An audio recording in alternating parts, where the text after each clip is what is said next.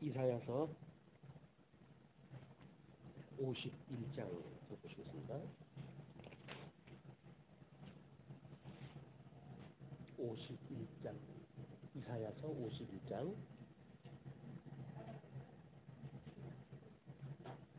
의를 좇으며 여호와를 찾아 구하는 너희는 나를 들을지어다. 너희를 떠낸 반석과 너희를 파낸 우묵한 구덩이를 생각하여 보라.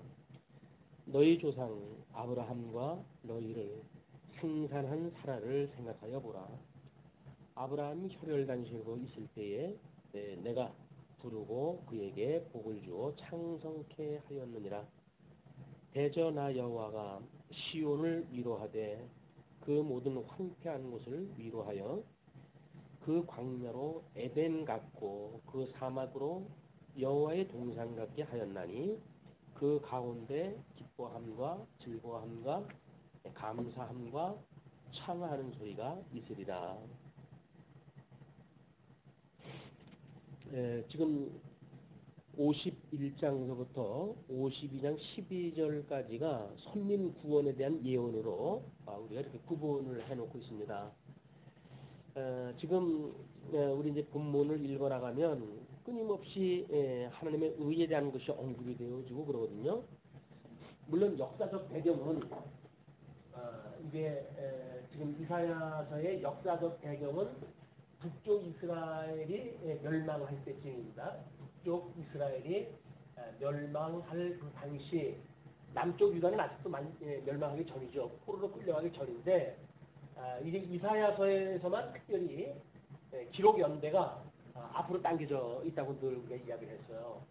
그래서 이거는 우리가 하나님의 의다. 하나님의 의를 하나님께서 지금 선포하시는 그런 내용이라고 우리가 이제 이야기를 하고 있는데 지금 예를 들어 3대 언약이라고 하는 관점에서 보게 되면 때리시고 싸매시는 걸로 이 구조가 되어 있잖아요. 그러니까 하나님께서는 뭐 비록 우리를 때렸다고 하더라도 싸매주시는 분이라고 하는 걸로 우리 위로를 그동안 받고 살아왔어요. 그래서 이렇게 힘들 때에도 주님께서 우리를 다시 싸매주실 거야 라고 하는 그런 어떤 개념으로 이사야서를 우리가 공부했다고 한다면 이제 우리는 이 역사적 배경은 720년 정도의 BC 720년 정도라고 한다면 신학적인 배경은 이것이 에덴 동산으로부터 거슬러 올라가게 됩니다. 그래서 이 실체적 언약의 배경을 가지고 선지서들은 보통 이야기가 되어지고 있어요. 이건 역사적 배경과 신학적 배경이 다릅니다. 그래서 신학적 배경에서 우리가 에덴 동산에 대한 이 아담에게 언약을 했던 실체적인 언약으로부터 지금 하나님께서 어떻게 광의적으로 이걸 섭리해 가시는지, 이걸 선민국가에 멸망할 당시쯤 이걸 확대해가지고 실체적인 언약에다가 이거를 지금 대입을 시켜서 섭리가 어떤 방식 아니겠어요?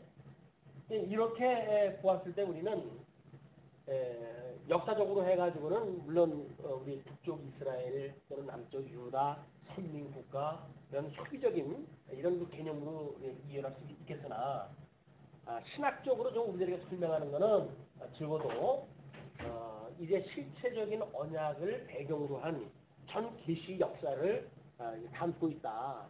그래서 하나님께서 이제 이 실체적인 언약을 복과 나라를 언약을 해주셨는데 이걸 우리가 양변약이라고 부르지 않았어요?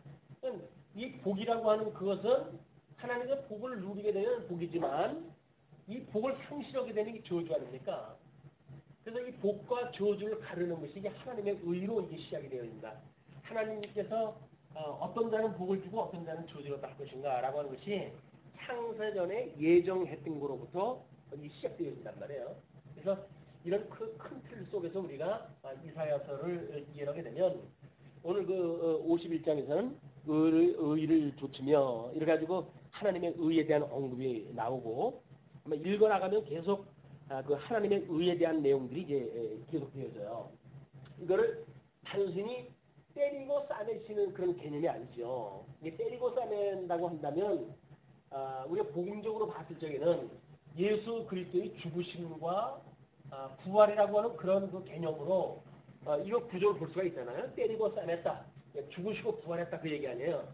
근데 하나님께서 이 복음은 죽으심과 부활이라고 하는 이런 그 큰 축으로 되어져 있지만 하나님께서 양대 언약을 주시고 그다음에 이 양대 언약에 행위 언약이 가입이 되어진 다음에 은혜 언약을 인해 가지고 하나님의 이런 그 양대 언약이 지금 부택자든 특자든 공익이 이루어지는 걸 지금 설명하고 계시단 말이야. 하나님 당신의 영광을.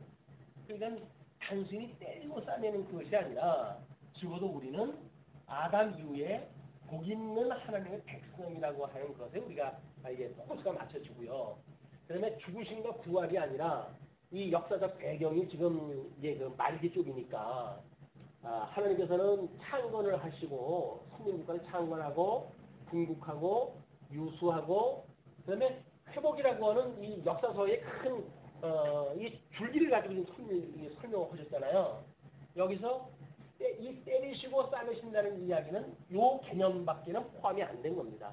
그러나 우리는 지금 이렇게 때리시는 이유가 무엇인가라고 하는 거를 이전부터 거슬러 올라가는 거예요 지금. 그래서 우리들이 이렇게 하나님께 때리시는 거는 하나님 앞에 불순종했기 때문에 그렇다는 거 아닙니까? 하나님께 불순종했기 때문에 그렇다 그 이야기는 행위 언약을 인하여 그 이야기. 양대 언약 아브라함에게 하나님께서 복을 주셨고 나라를 언약을 하셨는데 행위 언약을 인하여서 불순종했단 말이에요. 그러니까 이들을 하나님께서 이제 심판하시고 여기서 이 불순종했기 때문에 결국은 궁극 또는 유수 뭐 이런 역사 설명을 한단 말이에요. 그러나 하나님께서 이 불순종했기 때문에라고 하는 어떤 행위 언약으로 모든 게 끝나는 것이 아니라 은혜 언약이 이것이 남아져 있기 때문에 이 은혜 언약이라고 하는 그것은 하나님께서 너희들 불순종할 것도 언약이 되어져 있지만 하나님께 다시 회복할 것도 언약이 되어져 있다는 겁니다. 이게 만사가 다 언약되어져 있는 대로 좀 되어져 가기 때문에 이 행위 언약을 인하여 망하는 자 이것들은 뭐 다 공이 망하죠. 행위 언약에 다 망하지만 그 중에서 특별히 은혜 언약을 주시는 자들만 회복이 되어지는 거예요. 근데 이걸 만약에 때리시고 싸매는 구조로 보게 되면 다 때리고 다 싸매는 구조가 되겠죠. 그러나 우리는 그것이 아니라 행위 언약으로 인해서 다 망하게 해요. 다 때려요. 맞아요. 다 때려요. 근데 싸매는 거는 다 싸매는 것이 아니라 은혜를 입은 자만 싸맨단 말이에요. 이게 범위도 우리 3대 언약으로 봤던 구조하고 틀립니다. 그것이. 그래서 우리가 왜 이 양대 언약으로 이걸 보지 않으면 안 되는지에 대한 걸 점점 이제 명확히 해 나갈 그런 그 필요가 있을 것 같고요. 그래서 지금 단순히 때리고 싸매고 그 다음에 멸하고 뭐 이제 뽑으시고 심으시고 흩으시고 그 다음에 모으시고 멸하시고 세우시고라고 하는 대선지서가 단순 반복이 아니었었다. 당시에 어차피 죽으시고 부활하는 형식을 소개했다 했으니까 그렇게 두 가지 축으로 되어져 있겠죠. 그러나 이 두 가지 축은 그것이 어떤 형식은 될 망정 내용상으로 해서 단순 반복이 아니란 말이에요.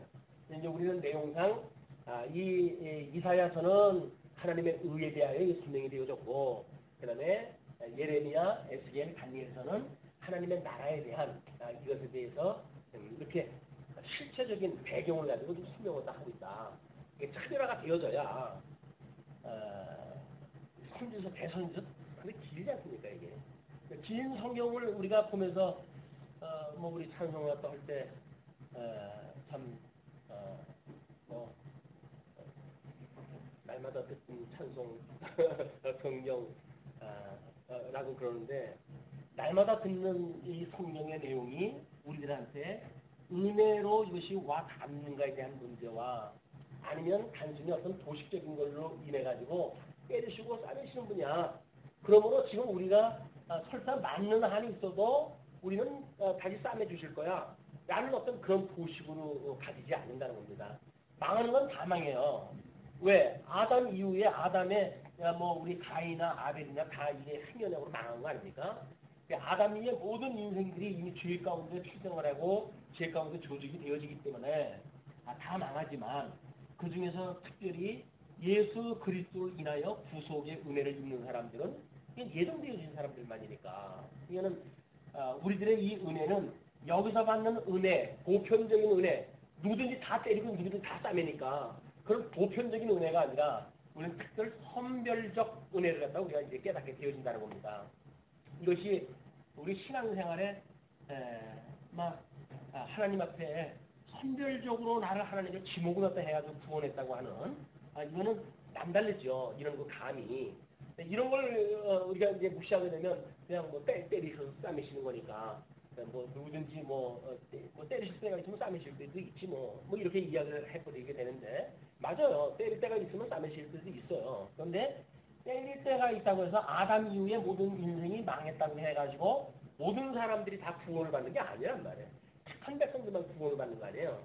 이런 어떤 차이를 가지고 지금 51장에 지금 그 선민 구원에 대한 예언이니까 제목이 그것이 때렸던 사람들을 다 싸매는 그것도 아니고 우리가 늘 그러잖아요. 이제 이 회복이라고 하는 그거는 남은 자라고 하는 이 특별히 은혜를 입은 자들에 대한 것이 회복에 참여가 되어지지 누구든 창건에 참여했던 사람이라고 해가지고 다 남은 자의 은혜를 입는 게 아니잖아요.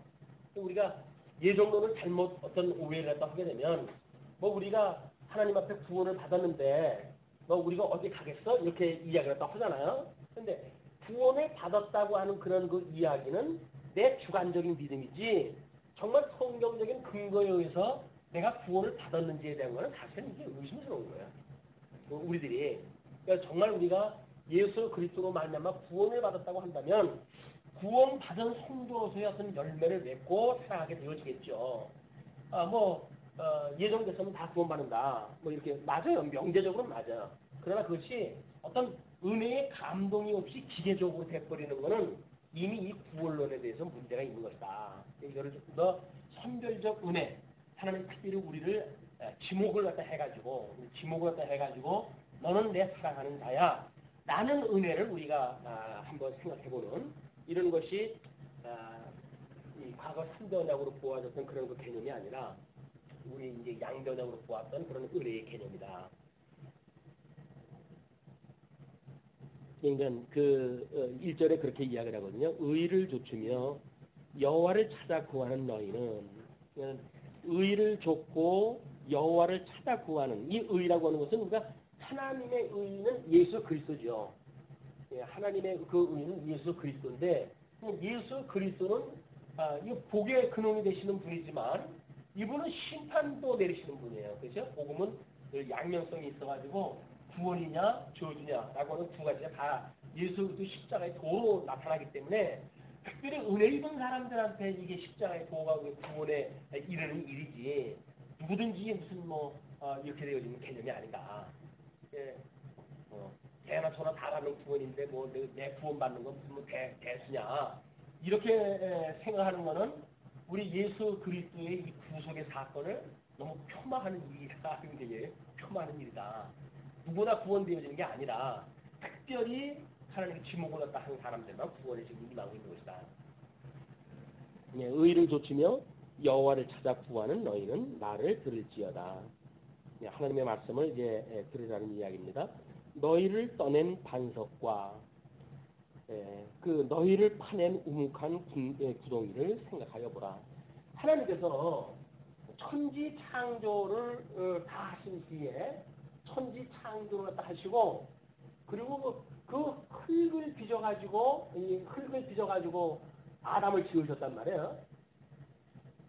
그럼 이 아담이라고 하는 이 인물은 물론 그 코에다 생기를 불어넣어가지고 아담이 되어졌지만 그가 만들어진 도구를 갖다 보게 되면 흙이에요. 그러니까 하나님께서 이미 흙을 지어놓고 그거에서 일부를 빼가지고 아담을 만드셨단 말이에요. 이게 모든 게 피조물이라는 게 다 그렇게 만들어졌으니까. 하나님께서는 예수 그리스도 안에서 선택받은 사람들, 이런 사람들은 이미 이 복에 참여하는 사람들 아니에요. 이 은혜에 참여하는 사람들이에요, 여기에. 이런 사람들은 여기서 우묵하게 뭔가 홈을 파내가지고 우리가 이 땅에 나왔지만 원래는 예수 그리스도와 한 몸으로 살고 있는 거다. 이런 개념으로 본문을 이해를 하시면 좋을 것 같아요. 그래서 너희를 떠낸 반석과 너희를 파낸 우묵한 구덩이를 생각하여 보라. 너희 조상 아브라함과 너희를 생산한 사라를 생각하여 보라. 아브라함이 혈혈 단신으로 있을 때에 내가 부르고 그에게 복을 주어 창성케 하였느니라. 아무것도 없던 것부터 이게 시작이 되어진 거거든요. 하나님께서 뭐 아담에게 복 준 것도 마찬가지고 지금 이 아브라함을 불러가지고 복을 주시고 이 양변약을 한 것도 마찬가지고 아무것도 없던 가운데 하나님의 능력으로 말씀의 그런 능력으로 지금 이것이 이루어지고 있단 말이에요. 언약대로 이루어지고 있다. 대저 나 여호와가 시온을 위로하되 그 모든 황폐한 곳을 위로하여 그 광야로 에덴 같고, 황폐한 곳을 위로하는데 그 황폐했던 것이 광야와 같이 되어질 때에도 에덴 같고 그 사막 같이 되어질 때에도 여호와의 동상 같게 하였나니, 이게 회복의 이야기예요. 여기 회복의 이 은혜의 회복에 참여한 그런 그 모습이 마치 광야가 된다 할지라도 사막이라 할지라도 그거로부터 변화되어진 모습은 이제 우리한테 설명을 하는 거 아니겠어요? 우리가 신앙생활을 할 때에 우리들의 신령 상태가 좀 어떻게 변했는가? 사막과 같은 것들이 변하여 지금 뭐가 되어졌다고 그러잖아요. 그러면 이사야 선지자가 이 회복의 때에 그 사람들한테 그런 이야기를 했다는 것은 우리가 예수 그리스도로 말미암아 은혜를 입은 우리들에게도 똑같이 이 말씀이 적용이 되어지겠죠. 그것이 황폐한 곳을 위로하여 그 광야로 에덴 같고 사막으로 여호와의 동상 같게 하였나니 그 가운데 기뻐함과 즐거워함과 감사함과 청하는 소리가 있으리라. 있으리라. 여기서 되어지는 사람들의 찬송. 우리가 역사적으로 보게 되면 뭐 늘 하는 이야기지만 아주 별 볼 일이 없는 모습으로 좀 회복이 되어지고 있지만, 하나님께서 어떤 영광의 측면에서 봤을 적에는 이 나중 영광이 먼저 영광보다 승하게 하시는 성이었단 말이에요. 이는 가견적인 세계로부터 비가견적인 세계로 볼 수 있는 이 영적 해안을 우리 주님께서 여러 가지 보게 하시는 거죠. 이는 여전히 인생은 뭐 사막 같아요. 광야 같아요. 그러나 하나님께서 그걸 변화해가지고 에덴 동산 같이 해주겠다는 거예요. 에덴 동산을 하나님께서 그 안식하게 하시기 위해서 준 건데, 불순종을 인해가지고 결국은 그걸 다 잃어버리고 상실하게 되어지는데, 하나님께서 그런 그 에덴 동산과 같은 그런 모습을 회복시켜 주신다. 그래서 에덴 동산에서 누리지 못했던 안식은 천년왕국에 이르러가지고 이루어지겠죠. 그러니까 우리들은 이미 천년왕국의 때는 아니지만 예수 그리스도로 말미암아 은혜를 입고 살아간다고 한다면 우리들이 보는 그 믿음의 세계는 적어도 천년왕국 같은 세계에 우리가 살고 있는 거예요. 믿음으로 우리가 사는 거란 말이에요. 물론 뭐 아직도 저주가 남아져 있고 여기는 뭐 늘 그렇게 살아갈 수밖에 없습니다. 그러나 믿음으로 살아가는 그것은 지금 육신의 그런 어떤 저주만 하나님께서 거두하시게 되면 천년왕국이라고 하는 저주가 거친 데에 사는 우리의 삶이다. 그래서 좀 더 우리의 삶이 이 보이는 세계로부터 보이지 않는 세계로 그 시야를 좀 돌리는 이런 것들이 뭐 너무 우리 성경에 대해서 구조적으로 그냥 파악을 하고 있는데, 그런 그 은혜를 우리가 누리지 못한다고 한다면 너무 아깝잖아요. 이게 부뚜막에 소금도 집어넣어야지 알지.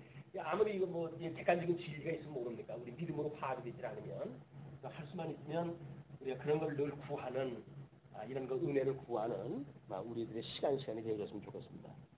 왜냐면 뭐 그 가운데 기뻐함, 즐거함, 감사함, 창하는 소리가 있으리라고 한다고 그랬으니까, 예수를 우리가 믿고 하나님이 우리를 향하신 그 뜻은 범사에 감사하고 항상 기뻐하고 쉬지 말고 기도하라는 거 아니겠어요? 이것이 예수 그리스도 안에서 너희를 향하신 하나님의 기뻐하신 뜻이라고 이야기를 하고 있으니까, 그러니까 이거는 지금 실체적으로 지금 우리가 누리고 있는 그런 그 세계란 말이에요.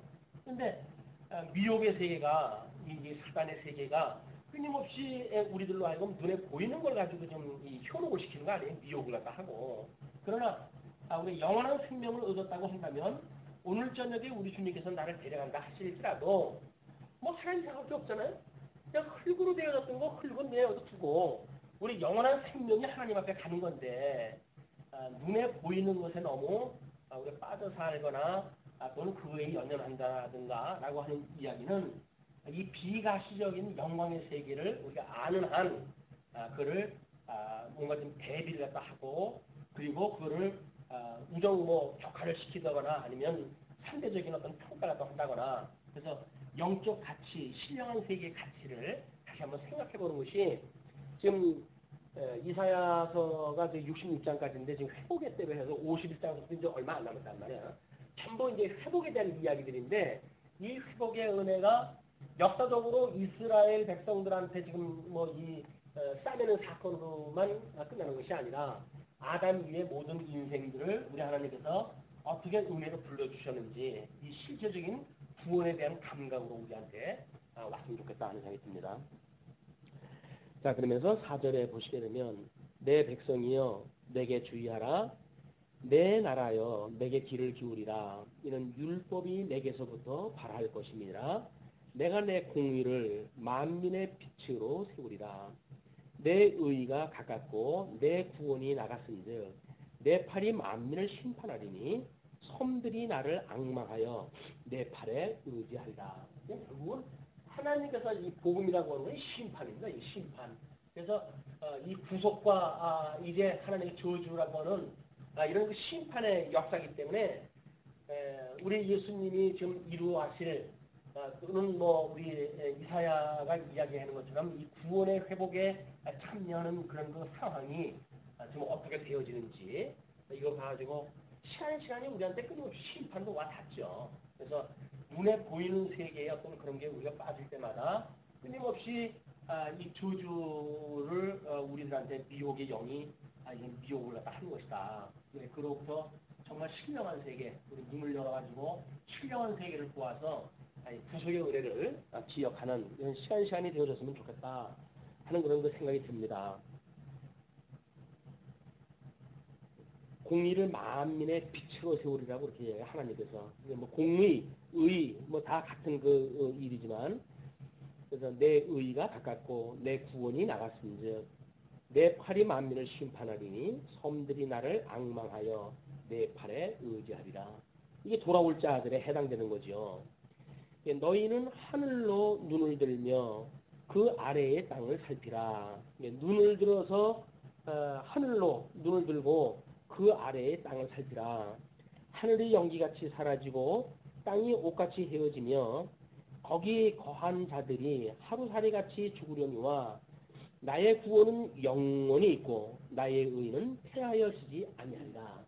오직 말씀만 영존하는 거죠. 말씀만 영존하는 거기 때문에 어차피 우리 육으로 되어진 거는 언젠가는 전부 심판 때가 되면 다 이제 부활이 오셔될 거 아닙니까? 개인적으로 우리 수아는 뭐 요즘 같으면 뭐 70, 80 하나님이 주셔가지고 그걸 누리고 살게 하지만 여전히 하나님께서 이 육으로 누리고 사는 것이 우리 인생의 본질이 아니라 보이지 않는 세계를 다만 보이는 것을 통해서 깨닫게 하는 도구로 주신 거지 그게 우리들의 거기에서 어떤 목숨을 걸고 투자할 만한 그런 절대적인 게 아니다. 끊임없이 이 어떤 영적인 신령한 세계 이쪽으로 시야를 자꾸 돌리는 훈련 이런 것들이 필요하다고 보여집니다. 그것이 여기 구원에 지금 임했다고 하는 거니까 마찬가지겠죠. 팔이 만민을 심판한다고 그러니까 섬들이 나를 앙망하여 내 팔을 의지하리라. 너희는 하늘로 눈을 들며 그 아래의 땅을 살피라. 모든 것들이 다 이제 하루살이 같이 없어지지만 나의 구원은 영원히 있고 나의 의는 폐하여지지 않는다. 의를 아는 자들아.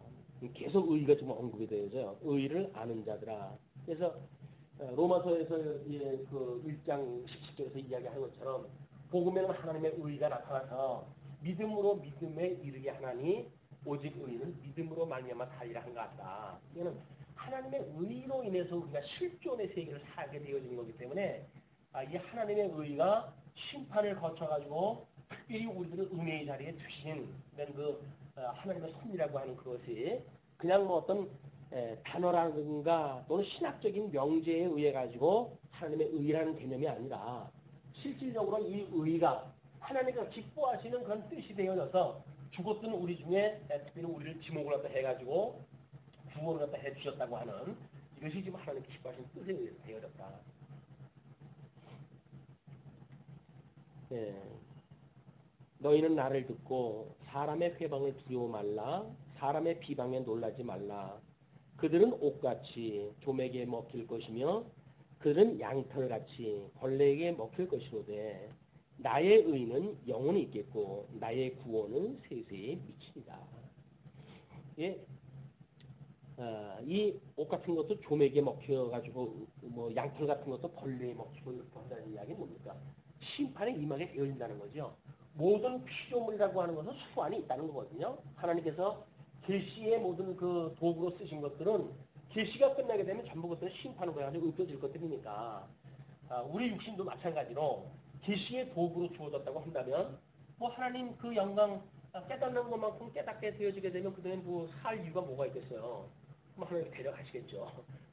그럴 때 우리가 기꺼이 신령한 그런 그 하나님 나라, 이 복의 나라의 백성으로 살아간다고 하는 이 기쁨 때문에 뭐 망설여지거나 두려워하거나 이런 거로부터 좀 더 이쪽으로 했으면 좋겠다. 이쪽으로. 우리가 이 하나님께서 양전야 복과 나라를 주셨다고 그러는데 이 나라는 천국 아닙니까? 복과 나라는 천국이에요. 저주, 지옥 이거 다 예정되어 있는 대로 작정되어 있는 대로 주는 건데 특별히 우리들에게는 이 복과 그다음에 천국을 하나님께서 은혜로 주셨다고 했으니 이거를 영원 무궁토록 누리는 이런 성도의 삶이 우리들의 현실적인 아픔 또는 어려움 이런 능히 남아들 만큼 힘이 됐으면 좋겠다는 생각이 듭니다. 우리가 이 3변약을 통해서 공부할 때 하나님께서는 만사를 때리시고 싸매신다. 그러므로는 때리는 것도 싸매시기 위한 전제다. 뭐 이렇게 이야기가 되어져 가지고 우리는 때리는 것에 대해서 별로 두려움 많이 없었어요. 왜? 하나를 싸매시기 위해서 이를 때리시는 거니까. 근데 그렇지 않습니다. 우리 하나님께서는 때리시는 거는 너나 할 것 없이 다 때리시고 그 중에 싸매는 것만 특별한 은혜로 우리를 갖다 싸매주시는 일이기 때문에 어떤 기계적으로 해가지고 다 때리신 거는 싸매시기 위한 거지 라고 해가지고 어떤 약속도 없는 소망을 가지고 있다고 하는 건 허망스러운 일인 것 같아요. 끊임없이 우리가 이 구원에 참여한다는 이야기는 우리 하나님께서 정말 나를 복 있는 자로 불렀다고 하는 그런 확인, 확신 이런 것들이 우리 삶을 지치지 않게 붙들어준다고 생각이 듭니다. 여호와의 팔이여 깨소서 능력을 베푸소서 옛날 옛시대에 깨신 것 같이 하소서 라합을 점이시고 용을 찌르시니가 어찌 주가 아니시며 그때 열조들의 심판에 의해 가지고 했던 모든 것들이 하나님의 능력으로 되어졌다는 거죠.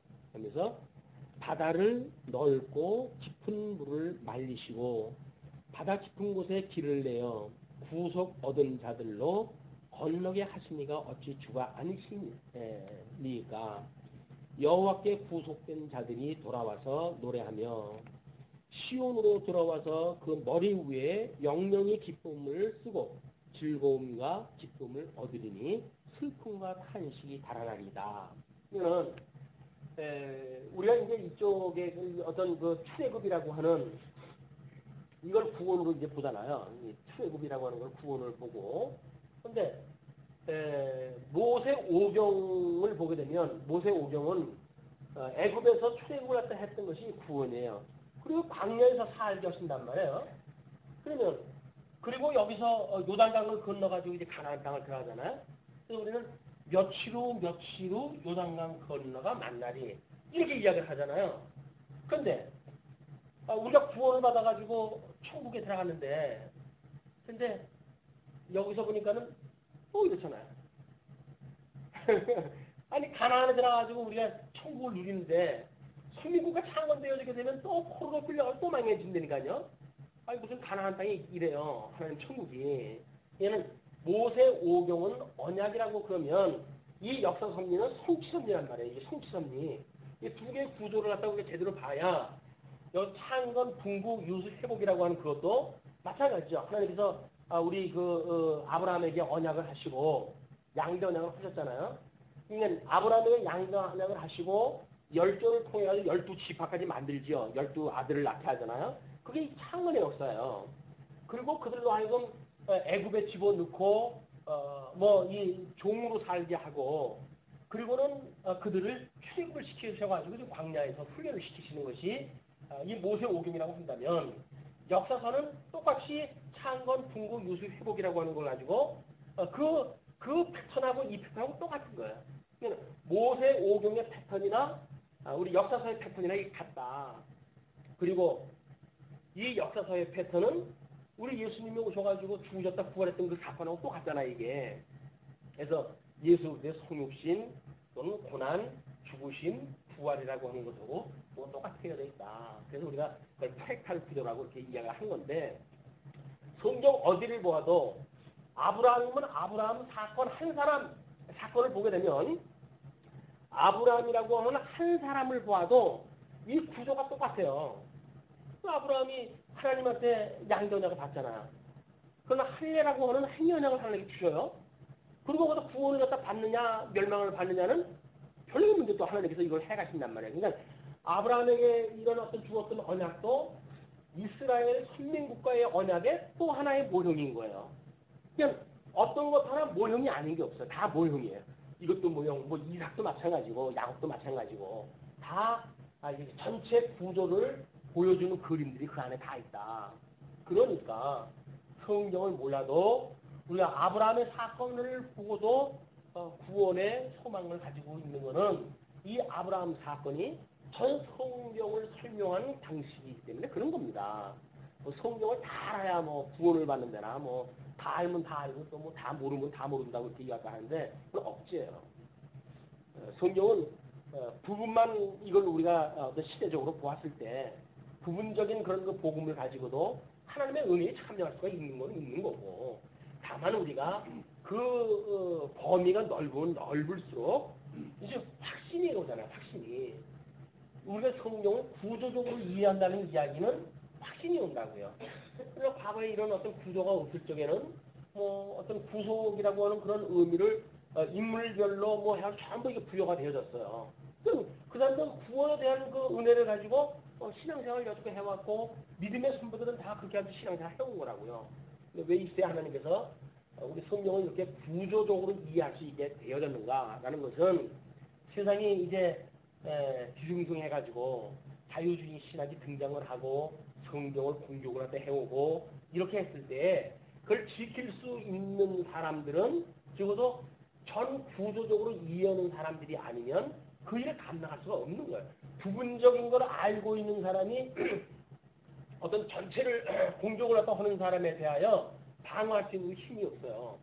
자기는 구원에 이를 수가 있겠죠. 그러나 그 사람이 항거해가지고 선한 싸움을 싸울 수는 없다. 하나님께서 이 시대에 우리에게 성경을 구조적으로 이야기하신 것은 그냥 선한 싸움을 싸우기 위한 특별 하나님의 선별적으로 해가지고 하나님 특별히 불러내신 용사들입니다. 근데 뭐 보면 좀 그렇죠. 며칠에 앉아가지고 뭐 쉬운 소리 하는 것 같고 근데 그렇지 않다고 보여져요. 예, 하나님께서 뭐 어떤 그 역사 섭리를 해가는 거 보게 되면 아시아 반도에서 유럽으로 건너갔을 때 사도 바울이 자주장사 루디아라고 하는 여인 하나 만나가지고 전 유럽의 복음화의 기지가 만들어지고 그러거든요. 그건 아무도 몰라요. 네, 그런 것들에 대해서 세상 사람들은 우리들한테 미혹을 하고 그러죠. 야, 꿈깨라 뭐 이렇게 하고 흘러들고 몰라요. 그러나 성경 역사를 보게 되면 뭐 예수님은 12명 달랑 내리고 뭐 시작을 하셨고 이런 것들을 보았을 때 하나님께서 지금 이 구조적으로 아는 어떤 신학이라고 하는 그거는 보편적이기는 어렵죠. 너무 방대하기 때문에. 그래서 구조적으로 어떤 보편화되어지기는 어려운다 할지라도 특별히 필요한 사람들한테는 하나님께서 주신다고 보여집니다. 시대적 흥행이라고 보여지고요. 자, 12절 가라사대 너희를 위로하는 자는 나연을 우리를 위로하는 것은 하나님이에요. 나연을 너는 어떠한 자이기에 죽을 사람을 두려워하며 풀같이 될 인자를 두려워하느냐. 그러니까 결국 이스라엘을 공격하는 자들은 전부 이게 풀 같은 인생들인 거예요. 풀 같은 인생들이 뭐 때로는 강력한 어떤 그런 군대를 구성도 하고 그걸 가지고 선민을 공격해오고 그렇지만 하나님께서 보셨을 적에는 그냥 풀과 똑같은 거예요. 하나님의 도구로 쓰신 거기 때문에 바람이 이쪽으로 불면 이쪽으로 쏠리고 저쪽으로 보면 저쪽으로 쏠리는 이런 그 어떤 피조물들이지 결코 그들에게 자체적인 능력이 있는 게 아니다. 하나님께서 부여한 그들에게 그때는 그 시대를 감당하기 위한 그런 미혹의 영으로서의 그런 범위가 있죠. 그걸 가지고 있을 뿐이지 하나님께서 보시기에는 풀과 같은 그런 인생들이다. 또 우리가 이 은혜를 입고 산다고 하는 그런 입장을 봤을 때에 우리는 풀과는 뭐가 다른 거 아닙니까? 그런 우리의 하나님께서 구원했던 사람들의 정체성에 대한 문제일 텐데, 하늘을 펴고 땅의 기초를 정하고 너를 지은 자 여호와를 어찌하여 잊어버렸느냐? 너를 멸하려고 예비하는 저 학대자의 분노를 어찌하여 항상 종일 두려워하느냐? 학대자의 분노가 어디 있느냐? 사실은 어떻게 보게 되면 우리들은 허상을 보고 두려움을 먹고 있는지 몰라요. 우리가 어떤 그런 위기를 느꼈을 때 우리는 그 실체를 가만히 들여다볼 수가 있다고 한다면 이것도 아무것도 아니네 이렇게 파악이 될 수 있지만 만약에 그런 어떤 가만히 상고할 시간의 여유를 뺏기게 되면 마치 엄청난 노도로 우리가 갖다 밀고 들어오는 것 같죠. 그래서 거의 휩쓸리면 금방 죽을 것 같은 그런 위기를 갖다 느끼거든요. 근데 가만히 하나님을 눈을 들어서 하나님을 바라보게 되면 그거는 바람에 나는 이 풀과 같은 그냥 그 흔들림들이에요. 우리가 전방에서 보초를 갖다 쓰게 되면 이제 그쪽은 저쪽 이북 쪽인데 그쪽을 향해 가지고 전부 보초를 갖다 쓰고 있잖아요. 그런데 여러 사람이 같이 있을 적은 괜찮아요. 근데 혼자 가는 게 있다. 그럼 풀들이 나무들이 이제 그냥 나무예요. 근데 바람이 살랑살랑 불잖아요. 그럼 그 나무가 공비로 바뀌어요. 공비로 바뀌어가지고 자꾸 움직여요. 그게 움직이는 게 정말 공비가 돼가지고 움직이는 게 아니에요. 내 생각 세계가 그걸 두려운 마음을 갖게 되어지고 그렇게 해서 움직이지 못하는 나무가 대략 공비가 돼버리고 그리고 아주 묘하게 자리를 옮겨가면서 나를 공격해오는 그런 어떤 공비로 보이거든요. 근데 가만히 보면 아니란 말이에요. 가만히 보면 아니에요. 근데 이 세상도 마찬가지인 것 같아요. 이 어두움의 권세가 우리를 공격해올 때 하나님이 내가 너의 구원을 팔이 내가 짧으냐 내가 너의 구원을 갖다가 이미 선포를 갖다 했는데 그 이야기는 하나님의 이 은혜를 입은 사람들에 대해서는 이 행여나를 인해 가지고 다 멸망받아 가지고 잠시 그들의 종노릇을 했기 때문에 우리가 그렇지 이 은혜를 입은 사람들은 이것은 비교가 안 되는 거예요. 이게 만약에 때리시고 싸매시는 그런 때리시고 싸매는 개념이라고 한다면 그러면 때리는 비중이나 이 싸매는 비중이나 1대1 정도의 비율이 되겠죠. 그러나 행여작이라고 하는 그런 걸로 해서 모든 인류가 다 하나님께 때리시는데 그 중에서 특별히 거기서 몇 프로만 은혜로 우리가 불러내신다는 이야기는 그게 1대1 비율이 아닌 거예요. 우리를 향하시는 하나님의 이 은혜의 손길 이런 것들은 싸매는 거고 1대1로 볼 정도가 아니다. 정말 성경의 표현대로 눈동자 같이 우리를 사랑하신다고 그러는데 안 믿으시는 걱정이지 뭐. 눈동자 같이 우리를 사랑하신다고 그런데도 불구하고 안 믿으시잖아요. 아니 우리 눈동자 같이 사랑하시는 분이 그래? 그래가지고 세상 사람들하고 뭐가 좀 형편이 좀 나쁘다고 그러면 하나님한테 아니 사랑한다고 하는 사람이 하나님이 그래 나를 갖다 이렇게 살게 하셔? 이렇게 튀어버리고 튀어나오는 거예요. 이게. 그러나 하나님이 나를 사랑하신다고 하는 그것이 관건이지 환경이 이러냐 저러냐라고 하는 그 이야기는 이거는 이 은혜를 입은 사람들한테는 오히려 그 환경으로 은혜를 깨닫게 하는 도구가 되었지 그 환경이 내 은혜를 집어먹는 그런 거 일이지 않는다. 그때 우리가 이 하나님의 이 구속의 은혜에 대한 거를 다시 한번 생각해 볼 필요가 있어요. 정말 눈에 보이는 그런 세계 속에서 끊임없이 우리를 공격해오는 사단의 세계에 대하여 지금 이게 이스라엘 국가는 지금 역사적으로 하는 사실 아닙니까? 역사적으로 실질적으로 있는 사건이에요, 이게. 그런데 좀 선지자가 뭐 이렇게 실체적으로 해가지고 애장 갖겠고 무슨 뭐 공상 갖겠고 이런 걸로 해가지고 설명을 한다 하니까 뭐 이 현실의 아픔을 다가가고 있는 사람의 입장에서 보게 되면 이 무슨 뜬구름 같은 소리냐 지금 내가 코가 쏙 빠졌는데 이렇게 볼 수가 있죠. 그러나 은혜를 입은 사람들은 결코 그렇게 안 된다. 그래서 눈에 보이는 세계를 뛰어넘는 눈을 들어 하늘을 보라. 그래서 그 산을 지으신 하나님께서 나를 조직을 한 거 아니에요, 이게. 그 산을 지으신 하나님께서 나를 조직을 했고, 특별히 나를 이 은혜 중에 우리 하나님께서 인도하신다고 한다면, 결코 이 사망의 권세가 우리를 어찌할 수가 없다. 이런 그 믿음이, 그동안 좀 잊어버리고 있었던 그런 그 부분인지도 모르죠. 은혜 배란가 또, 오늘 거나 은혜 그러나, 이런 생각도 하는데, 너무나 중요한 거죠. 은혜 구한 나에게 은혜 주시고 옛날에 상당히 사모했던 그런 그 일들인데 뭐 3대 언약을 배우고 저거 하는 바람에 구속이니 은혜라고 하는 것이 마치 유치한 어떤 그런 주제로 바뀐 것 같은데 그렇지 않습니다. 세상이 아무리 바뀌어도 이 은혜는 은혜예요.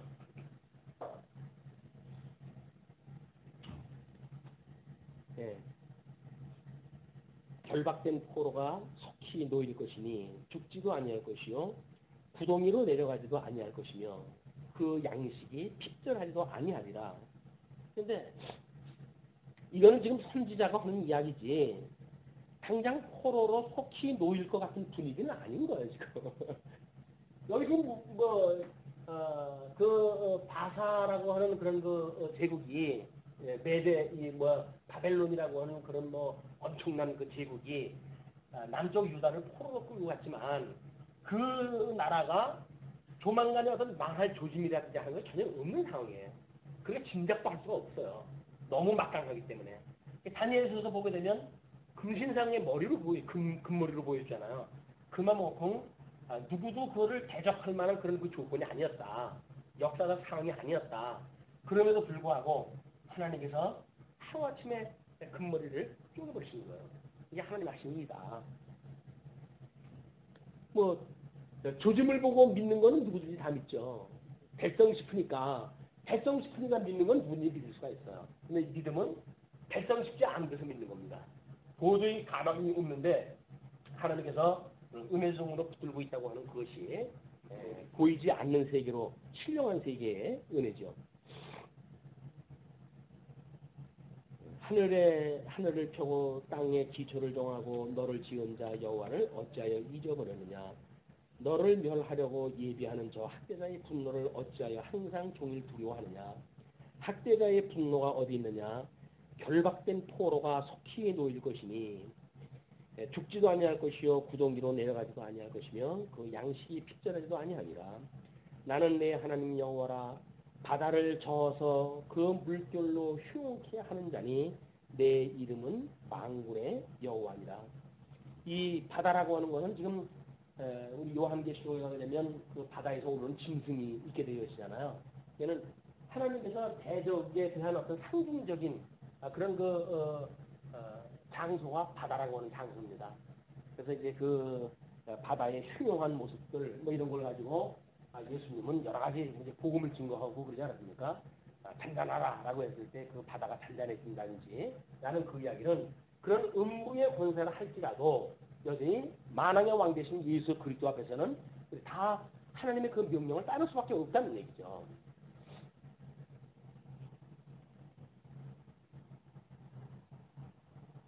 16절 내가 내 말을 내 입에 두고 내 손 그늘로 너를 덮었나니 이는 내가 하늘을 펴며 땅의 기초를 정하며 시온에게 이르기를 너는 내 백성이라 하려 하였음이라. 이는 이미 천상계를 지을 때서부터 이 천하의 계시 역사 하나님이 다 준비를 다 해놓으신 거다 그 얘기죠. 이거는 그렇게 천상계를 지을 때에 이스라엘 백성들 시온에게 이르기를 너는 내 백성이라 하려고 이미 그렇게 했다. 그냥 하늘에서 이룬 것처럼 이 땅에서 이루어질 겁니다. 그걸 우리가 늘 구하는 것이 주기도이기도 하죠.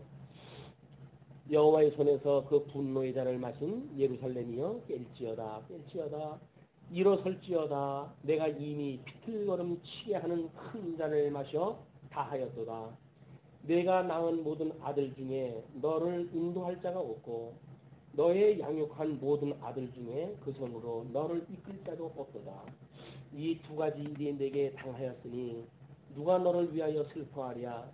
곧 황폐와 멸망이요 기근과 칼이라. 내가 어떻게 너를 위로하랴. 내 아들들이 곤비하여 그물에 걸린 영양같이 온 거리 모퉁이에 누웠으니 그들에게 여호와의 분노와 내 하나님의 견책이 가득하였도다. 도저히 그 구원할 수 있는 여지가 없는 그런 상황을 이렇게 이야기합니다. 그러므로 너 공고하며 포도주가 아니라도 취한 자여 이 말을 들으라. 내 주 여호와 그 백성을 시험하시는 내 하나님이 이같이 말씀하실 때 보라 내가 비틀거름 치게 하는 잔 곧 나의 분노의 큰 잔을 내 손에서 거두어서 너로 다시는 마시지 않게 하고 이 비틀거리는 것부터 구원되어지는 것도 하나님의 은혜예요. 그 잔을 너로 공곡해 하던 자들의 손에 두리라. 오히려 그거를 이제 공격하던 자들한테 그걸 주겠다는 이야기죠. 그들은 일찍이 내게 이르기를 엎드리라 우리가 넘어가리라 하던 자들이라. 너를 넘어가려는 그들의 앞에 내가 내 허리를 펴서 땅 같게 거리 같게 하였느니라 하십니다. 그래서 이 하나님의 착한 백성들을 밟고 넘어갈 만큼의 그런 힘을 가지고 있던 자들이 이 이스라엘 백성들한테 오히려 밟히게 되어지는 그런 그 모습으로 소개가 되어지죠. 그러면서 이제 52장 1절로 6절을 보게 되면 바벨론의 포로 생활에서 구원을 이렇게 이야기합니다. 시온이여 깰지어다 내 힘을 입을지어다. 거룩한 성 예루살렘이여 내 아름다운 옷을 입을지어다. 이제부터 할례 받지 않은 자와 부정한 자가 다시는 내게로 들어옴이 없을 것임이니라. 그래서 뭐 이렇게 한다고 해가지고 그럼 이방인은 그런 구원이 없단 말이냐 이렇게 문자적으로 이걸 보면 안 되겠죠. 하나님의 이 섭리는 하나님께서 구별시킨 자들 이 할례라고 하는 것도 예수 그리스도의 십자가의 그런 복음의 은혜 아닙니까? 그러니까 그렇게 구별되어진 사람들을 지칭하다 하는 겁니다. 그래서 내게로 들어옴이 없을 것이다. 부정한 자가 우리와 함께하지 않는다는 거죠. 이건 이제 요한계시록의 청년한 구경하게 되면 모든 저주가 같은 가운데 있게 되어지니까 막 그런 그 양상이기도 하고 마지막 날 심판에 가게 되면 영원한 생명과 영원한 사망으로 구분이 되어지기 때문에 요한계시록에서 바깥 어두움에서 들어올 자가 없다 이렇게 설명하다 하죠. 가름되어지는 이런 그 모습을 보게 됩니다. 너는 티끌을 떨어버릴지어다. 예루살렘이여 일어나 보좌에 앉을지어다. 사로잡힌 딸 시온이여 내 목의 줄을 스스로 풀지어다. 목의 줄 올무 잡혀져 있던 거 이런 것들이 누가 매놓은 게 아니에요. 그러면 우리가 믿음으로 보게 되면 하나님께서 은혜로 우리를 붙들어줬다고 한다면 이 믿음에 거하게 되면 누구도 우리를 해사세를 해가지고 엮어놓은 게 없어요. 왜? 예수님이 우리를 철장 권세로 구속을 하셨잖아요. 자유롭게 하셨잖아요. 우리는 목에 이 사슬이 없다니까요. 근데 우리는 예수님 믿는다고 하면서도 여전히 구속의 어떤 그런 그 세력들이 나를 올가매가지고 꼼짝 못하게 만든다는 자기 착각을 하면서 살아가는 거죠. 그게 믿음의 우리 분량이 적었을 때 나타나는 현상이다.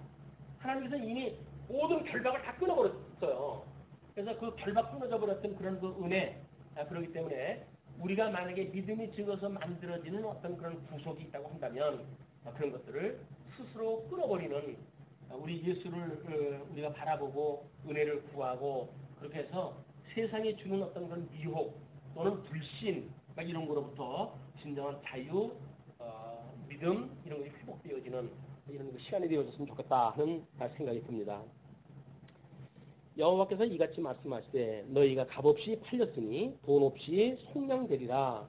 이는 값없이 팔렸다는 이야기는 하나님께서 이미 이 언약을 이루시기 위해서 행위 언약도 하나님의 절대 주권적으로 보내신 거예요. 또 돈 받고 이게 나간 것이 아니라 그냥 하나님의 절대 주권에 의해서 그들이 나가버렸고 뿐만 아니라 이제 그들이 돈 없이 속량될 것이다. 돌아올 때도 이 거저받은 겁니다. 이 거저받은 은혜에 대한 이야기들이죠. 주 여호와께서 이같이 말씀하시되 내 백성이 이왕에 애굽에 내려가서 거기 우고 하였었고 아수리인은 공연히 그들을 압박하였도다. 여호와께서 말씀하시되 내 백성이 까닭없이 잡혀갔으니 내가 여기서 어떻게 할꼬. 여호와께서 말씀하시되 그들을 관할하는 자들이 떠들며 내 이름을 항상 종일 더럽히도다.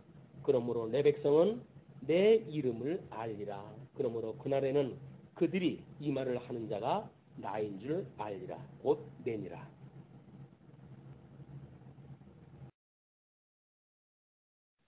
네, 52장 7절. 좋은 소식을 가져오며 평화를 공포하며 복된 좋은 소식을 가져오며 구원을 공포하며 시온을 향하여 이르기를 내 하나님이 통치하신다 하는 자의 산을 넘는 발이 어찌 그리 아름다운고. 이게 좋은 소식이라고 하는 그런 어떤 감동, 또 전쟁 끝없는 그런 그 핍박 가운데 있다가 평화를 공포하는 복된 소식, 이런 개념이 상대적으로 우리한테 이제 들어와야 되는데 사실 우리는 신학적으로나 모르나 부요로운 어떤 시대에 살고 있다고 생각이 되는데 사실 그 절박한 때가 아니에요. 지금 처음에 이 말씀을 공부하던 때하고는 또 달라요. 이제 분위기가. 그때만 하더라도 뭔가 새로운 어떤 그 성경 전체를 갖다 읽어내야 되고 뭐 이런 것 때문에 뭐 진짜 그렇게 우리가 올인을 갖다 했었는데 어느 정도 그다음에 이제 들어오게 되면 그다음에 이제 이게 처음에 나아진 속도고 상대 속도가 늦어져요. 그래서 이미 이제 다 알고 있는 것에 채워지는 거기 때문에 어떤 자리에서 뭔가 이렇게 뭐 80%까지 채워지는 거하고 80%가 있는 데서 20% 되는 거하고 채워지는 거하고는 속도에 엄청난 차이가 이제 느껴져요.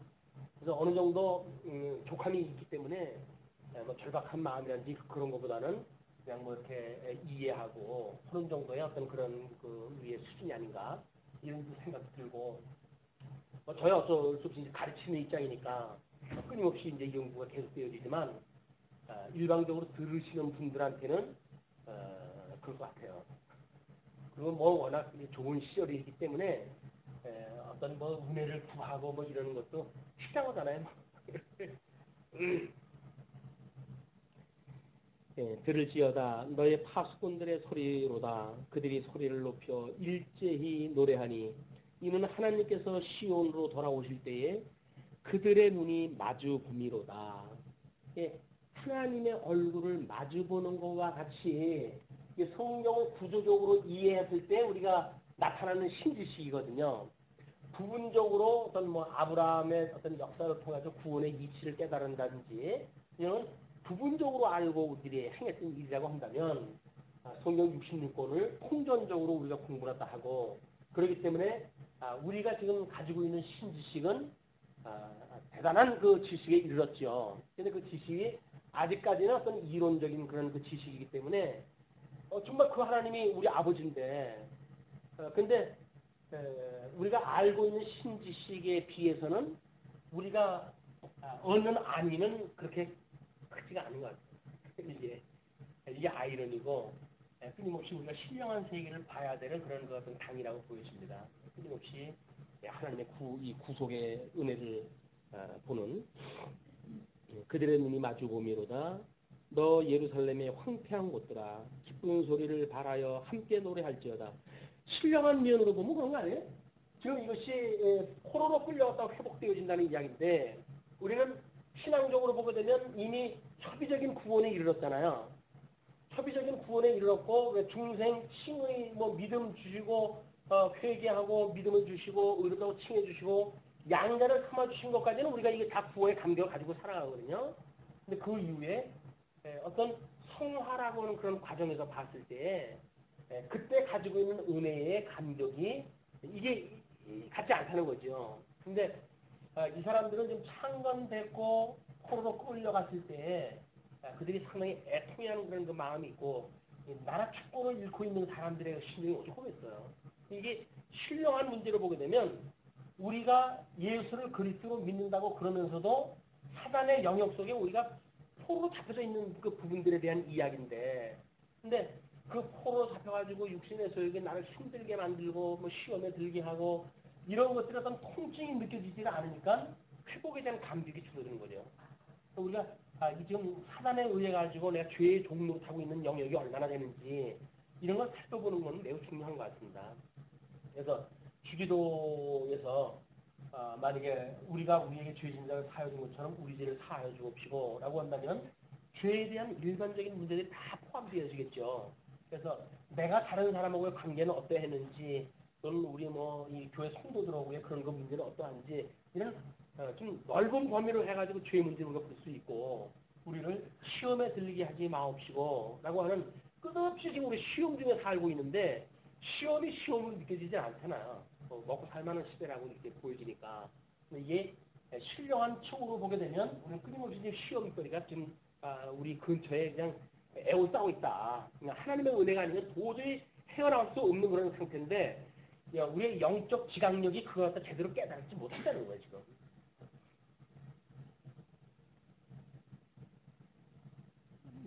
너 예루살렘의 황폐한 곳들아 기쁜 소리를 발하여 함께 노래할지어다. 이는 여호와께서 그 백성을 위로하셨고 예루살렘을 구속하셨습니다. 여호와께서 열방의 목전에서 그 거룩한 팔을 나타내셨으므로 거룩한 팔, 뭐 구원에 대한 그런 그 이야기겠죠. 모든 땅 끝까지도 우리 하나님의 구원을 보았도다. 결국 성도들의 사망의 권세로부터 진정한 자유를 누리는 신령한 영적 예배를 드리는 우리의 삶이야말로 많은 사람들이 우리를 보는 그런 그 모습들이거든요. 예수를 믿는다고 하는 것이 양변역을 가지고 만약에 우리가 이 신앙생활을 한다라고 했을 때 많은 사람들이 우리 삶을 주목을 하거든요. 왜냐하면 우리도 현대언약으로 이 신앙생활을 해왔을 때 아니 말씀은 좋다고 그러는데 왜 이렇게 우리가 이렇게 보게 되면 뭐 마카파 같은 이런 신앙생활에 머무르고 마는가. 그리고 우리의 그 삶이 예수 그리스도의 통치가 미쳐지는 뭐 이런 어떤 영역 속에 내가 있는가에 대한 문제는 끊임없이 회의했단 말이에요. 이것이 양대 언약을 이제 우리가 연구하게 되어진 동기인데 우리 삶 속에서도 예수를 그리스도로 믿는다고 하는 우리의 삶이 어떤 그런 신령한 쪽에 예수 그리스도 안에서 그 형상에까지 닮아가는 이런 성장함이 그 안에서 우리한테 끊임없이 점검되어지고 그리고 하나님 앞에 간구해야 될 그런 그 내용이라고 보여집니다. 너희는 떠날지어다. 거기서 나오고 부정한 것을 만지지 말지어다. 그 이야기는 물론 예수님에 대하여 뭐 구원의 그런 그 역사를 펴시는 일이기도 하고 그리스도 안에 있는 우리들에게는 사망의 권세로부터 끊임없이 나오는 이야기 아니에요. 다만 악에서 구하여 주옵소서라고 이야기했을 때 그 악이라고 하는 영역이 우리한테 감지되어지는 것만큼 그렇게 자유롭고 싶지. 악에서 구해 주세요. 말은 그렇게 했는데 그 악이 뭐 그게 눈에 들어오질 않는단 말이에요. 악에서 구하여 주옵시고라고 했는데 말은 그냥 악에서 구해달라고 했지. 그 악이 보편적인 악이란 말이에요. 우리들한테 실질적으로 이 어떤 공격을 해오고 있는 그래서 우리 눈으로 간파가 되어져 있는 악의 권세를 우리가 구분을 갖다 해내고 있는지 그게 아니게 되면 불뭉실 악에서 구하여 주십시오라고 했을 적에는 그 악이 실체를 우리가 볼 수 없어요. 이론적으로 해서 우리가 육체의 소욕에 얽어 매여져 있는 상태 이렇게 보면 보여지는데 우리가 이 은혜를 생각한다고 했을 때에는 적어도 어떠한 그런 악 속에 그 악의 실체가 우리로 하여금 그리스도 안에서 자유를 누리지 못하게 하고 우리를 엄습해오고 우리를 쇠사슬로 얽어 매려고 그러고 그런 것이 무엇인가 그걸 우리가 실체를 갖다 봐야 되는데 그 실체를 보지 못하게 되면 그거에 대해서 별로 뭐 그게 심각한 게 없어요. 이 뭐 언약대로 다 구원 받는데 뭐. 근데 그 언약대로 구원을 받지만 실체적으로 우리들을 공격해오는 그런 어둠의 권세의 실상을 우리들이 분석해내는 우리들이 실질적으로 이게 필요하다. 이 사람들은 육체적으로 보여지는 거니까 지금 포로로 끌려왔고 뭐 주권을 잃어버리고 나라를 잃고 그랬으니까 쉽게 감지가 되지만 신령한 세계에서 우리는 그것이 감지가 안 되잖아.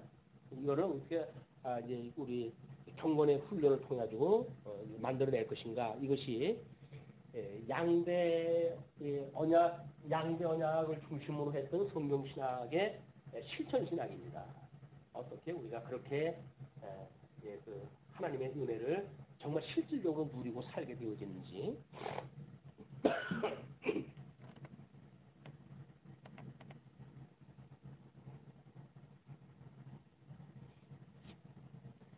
네, 12절 여호와께서 너희 앞에 행하시며 이스라엘의 하나님이 너희 뒤에 호위하시리니 너희가 황급히 나오지 아니하며 도망하여 행하지 아니하리라. 여호와께서 너희 앞에 행하시고 이스라엘의 하나님이 너희 뒤에 호위하신대요. 근데 결국 그건 뭡니까? 우리 예수 그리스도 안에 있다는 거 아니에요. 앞뒤에 이미 다 하나님으로 있다고 한다는 이야기는 예수 그리스도 안에 있다는 이야기인데 그리스도 안에 있다고 하는 우리들의 그 신령한 세계가 어떠한 그런 그 모습으로 우리한테 감지되어지는지 정말 그 하나님이 우리와 함께 하시고 우리를 구원할까 하시는 분인지 이런 실질적인 우리의 신앙생활에 그런 것들이 필요하다. 여호와께서 가라사대 보라 내 종이 형통하리니 받들어 높이 들려서 지극히 존귀하게 되리라. 이왕에는 그 얼굴이 타인보다 상하였고 그 모양이 인생보다 상하였으므로 무리가 그를 보고 놀랐거니와 그 하나님 앞에 존귀하게 되어질 그런 사람의 얼굴이 지금 그렇다니까 그 유수되어졌던 이스라엘의 초라한 모습들을 그렇게 보여주고 있습니다. 그건 바로 예수 그리스도 십자가에서 돌아가실 예수 그리스도의 형상이기도 하죠. 후에는 그가 열방을 놀랄 것이며 열왕은 그를 인하여 입을 봉하리니 이는 그들이 아직 전파되지 않은 것을 볼 것이요 아직 듣지 못한 것을 깨달을 것이라 하시니라. 예수 그리스도의 십자가의 사건, 이스라엘 백성들 유수되어졌던 이스라엘 백성들의 회복의 사건, 다 같은 문제로 지금 돌아가고 있습니다. 그러면서 이제 53장을 넘어가게 되면 우리의 전하는 것을 누가 믿었느냐 여호와의 팔이 네게 나타나느냐 그는 주 앞에서 자라나기를 연한 순 같고 마른 땅에서 나온 줄기 같아서 고운 모양도 없고 풍채도 없은즉 우리의 보기에 흠모할 만한 아름다운 것이 없도다. 그냥 예수 그리스도 하나님의 그 공동됨을 취하지 아니하시고 다윗의 자손의 혈통으로 출현했던 그 예수 그리스도의 모습은 그렇게 미워해야 될 이유가 없습니다. 우리가. 그래서 예수 그리스도를 뭐 선생으로 제시가 되어진다든가 뭐 우리가 롤 모델로 삼는다든지 그런 것은 예수 그리스도의 그건 혈통적으로 와가지고 지금 십자가에서 돌아가실 신부로 오신 분이거든요. 돌아가셔야 될 분을 갖다가 우리가 따라간다는 얘기는 그렇죠. 그래서 우리는 그의 그 십자가에서 돌아가셨다가 사흘 만에 부활하셨던 그 주님을 우리가 만나는 일이 더욱 중요하다. 그래서 예수 그리스도와 함께 죽고 예수 그리스도와 함께 살아나는 이런 그 균형 감각이 있는 복음이 필요하다. 그는 멸시를 받아서 사람에게 실어버린 바 되었으며 강보를 많이 겪었으며 질보를 아는 자라 마치 사람에게 얼굴을 가리우고 보지 않음을 받는 자 같아서 멸시를 당하였고 우리도 그를 귀히 여기지 아니하였도다.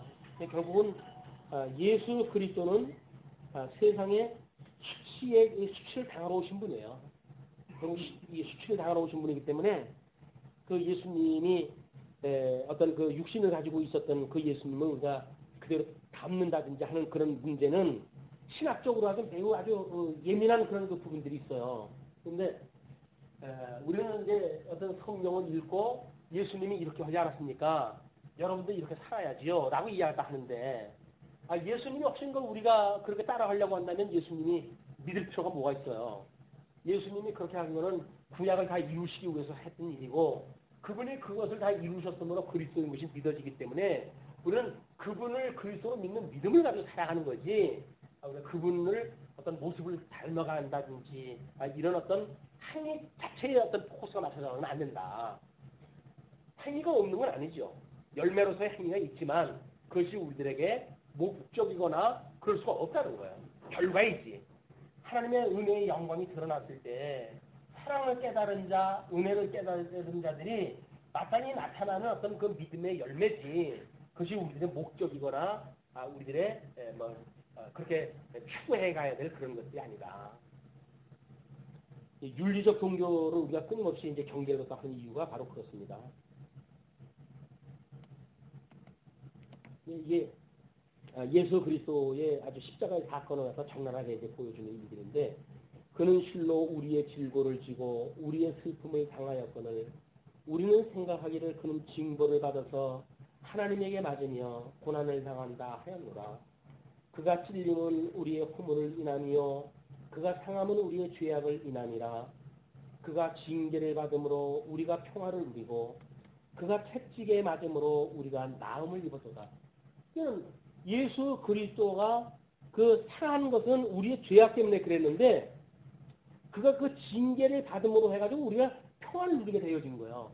예수 그리스도의 십자가의 그 제물로 돌아가시는 사건이 하나님 앞에 마땅히 드려지는 제물이 되어졌고, 우리는 그것으로 인해 가지고 하나님의 원수 되어졌던 우리들이 구속을 잊게 되어지는 거다. 예수님을 우리가 뭐 닮아간다든지 이렇게 하는 거는 신앙적인 어떤 삶에 기독교 윤리에서 포커스가 잘못 간 거예요, 이게. 근데 지금 뭐 대한민국 교회에서 아마 복음서 읽고 예수님 따라가자 뭐 말자고 하는 데가 어디 있겠어요? 다 예수님은 이렇게 했습니다. 구약성경 읽고 다 이렇게 했습니다. 여러분들도 그렇게 사십시오. 다 그렇게 이야기하는데, 그건 우리가 하는 것이 아니라 하나님께서 그렇게 섭리하셨던 것은, 구약에 섭리를 딱 하셨던 것은 예수 그리스도에 대해서 지금 예표적으로 보여준 거고, 예수님이 그것을 와서 이루심으로 하나님의 이 의와 나라, 이걸로 오셨다고 하는 걸 지금 증거가 되어지는 거 아니에요. 아담으로 인해 가지고 상실되어졌던 복과 나라가 둘째 아담이신 예수님을 통해 가지고 그게 다시 회복이 되어진단 말이에요. 그 회복되어진 그 나라에 지금 우리가 거하고 있는 거다.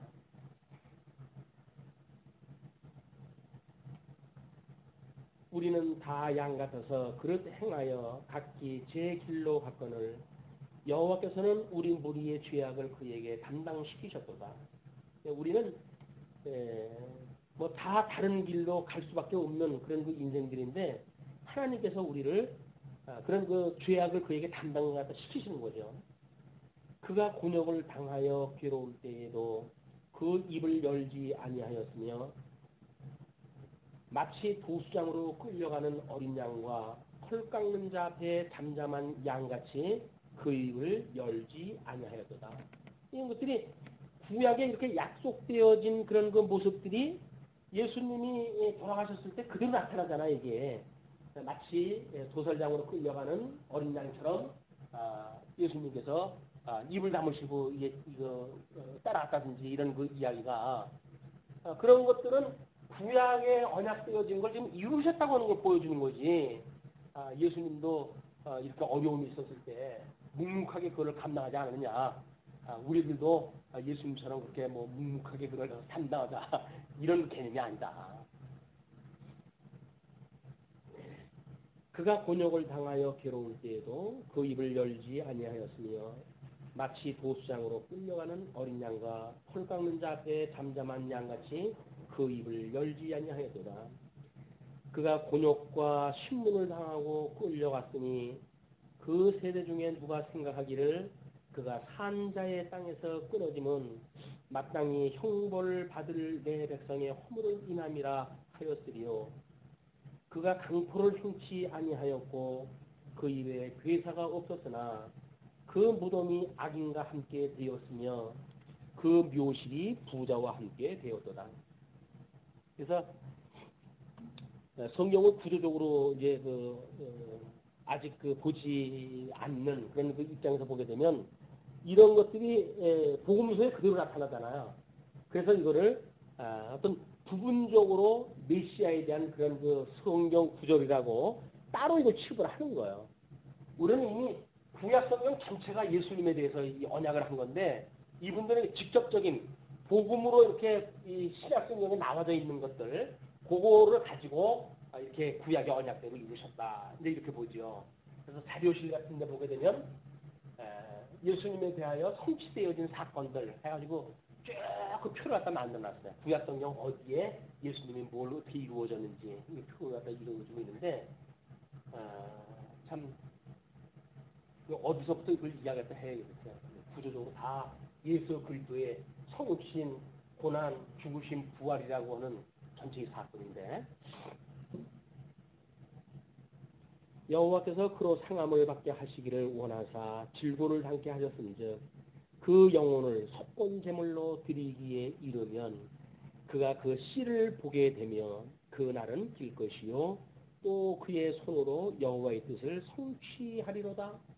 예, 우리 예수님이 구약의 언약을 다 이루심으로 당신이 그리스도라고 하는 걸 증거하시는 이런 어떤 성경의 구조는 우리나라에서 매우 시사한 바가 큽니다. 그래서 3대 언약이 이런 구조를 밝혀냈다는 이야기는 뭐 아무리 칭찬을 갖다 해도 지나질 않죠.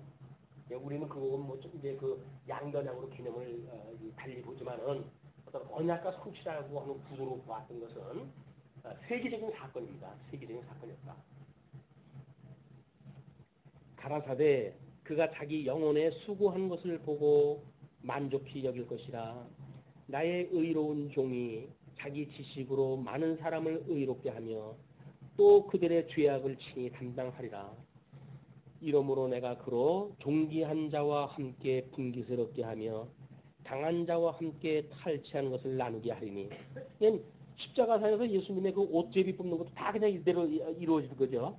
탈취한 것을 나누게 하리니 이는 그가 자기 영혼을 버려 사망에 이르게 하며 범죄자 중 하나로 헤아림을 입었음이라. 그러나 실상은 그가 많은 사람의 죄를 지며 범죄자를 위하여 기도하였느니라 하시니라. 그래서 그 유수되어진 백성들한테 하나님께서 고난받는 종의 모습으로 그걸 설명했다 하면서 선민국가의 구원에 대한 이런 그 예언이 52장 쭉 소개가 되어진 겁니다.